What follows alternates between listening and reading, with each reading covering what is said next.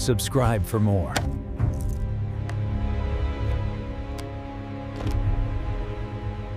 I never thought a marriage could end in a single sentence, but that night it did.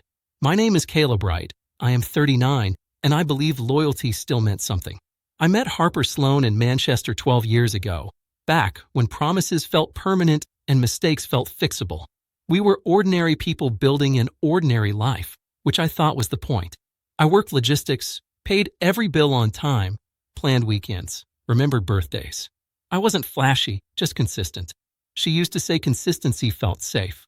I didn't know safety could eventually feel like contempt toward me slowly. For the first few years, we were close in ways that felt effortless.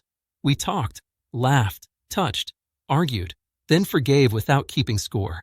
Somewhere after year 5, something shifted quietly.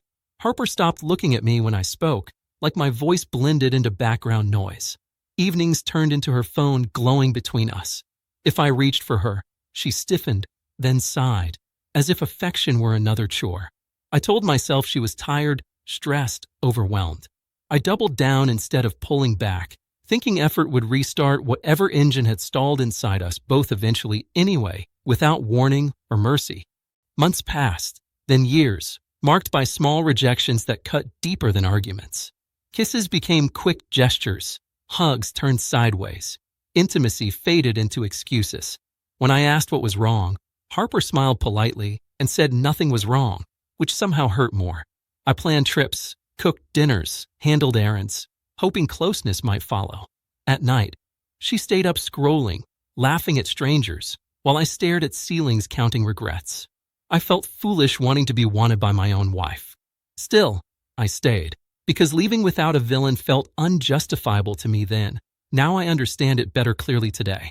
The moment arrived without drama. We were standing in the kitchen, dishes drying, rain tapping windows. I asked, calmly, if she was seeing someone else, or if we could fix us. Harper leaned against the counter, smirked, and said, "I sleep with whoever I want." There was no apology, no explanation, just entitlement. My chest tightened, not from jealousy, but from clarity. That sentence explained every cold night, every flinch, every silence. I realized I wasn't confused anymore.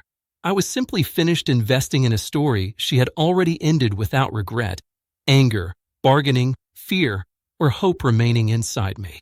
I didn't argue or raise my voice. I nodded once, thanked her for honesty, and walked upstairs. I packed slowly, deliberately, like someone rehearsing a necessary ritual.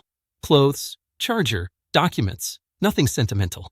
Harper stayed downstairs, music playing, unbothered. As I zipped the bag, something lifted inside me, a weight I hadn't named until it left. I wasn't abandoning her. I was reclaiming myself. When I carried the bag past her, she laughed softly, assuming I'd cool off. I didn't explain. Explanations are for negotiations, not conclusions. I chose silence because silence finally respected me more than words ever had before. I drove through empty streets, radio off, mind sharp and steady. There were no tears, just an odd calm, like the world had simplified. I slept on my friend Oliver Grant's couch that night, staring at shadows until morning. When he asked what happened, I said she was done, and so was I. He didn't push.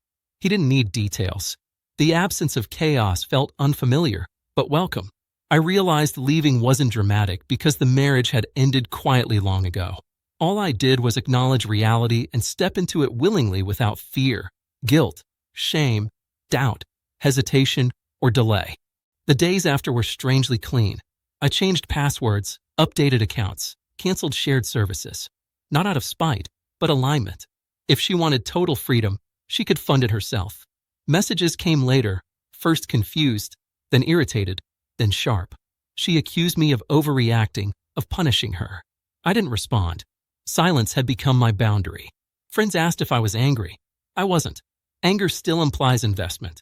I felt resolved.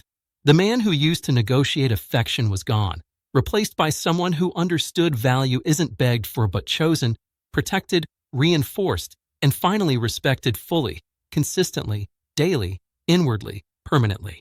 I thought about the warning signs I ignored, the jokes that weren't jokes, the distance I rationalized. I didn't hate Harper. I accepted her truth. She wanted desire without responsibility, intimacy without loyalty. I wanted partnership. Those paths don't run parallel. Walking away wasn't revenge, it was refusal. Refusal to subsidize disrespect. Refusal to keep proving worth to someone who benefited from my doubt. I learned that love without reciprocity becomes self-erosion. Leaving hurt, but staying would have hollowed me out completely, piece by piece, year after year until nothing recognizable remained inside me, emotionally, mentally, spiritually, permanently, irrevocably. People ask if I miss her. I miss the version of myself I tried to preserve for her. I miss believing effort guaranteed loyalty. But I don't miss the silence, the dismissal, the casual cruelty of that smirk. That moment freed me. She thought confidence meant dominance. She mistook access for power. Real power was walking away without demanding validation. I didn't announce my exit. I executed it. The world didn't end. It clarified. Some betrayals don't explode. They reveal. And once revealed, you don't argue with the truth. You accept it and move forward lighter, wiser, calmer, grounded, free. I don't know who Harper sleeps with now, and I don't care. My life is quieter, cleaner mine. I wake without dread, work with focus, sleep without knots in my chest. I learned that self-respect isn't loud, it's decisive. When someone tells you who they are, believe them the first time. Walking away wasn't weakness. It was the strongest sentence I ever wrote without words. She smirked, expecting compliance. I left, choosing dignity over attachment. That contrast changed everything. Some exits are the beginning, not the end, and this one saved me completely, undeniably, permanently, deliberately, finally, fully, forever.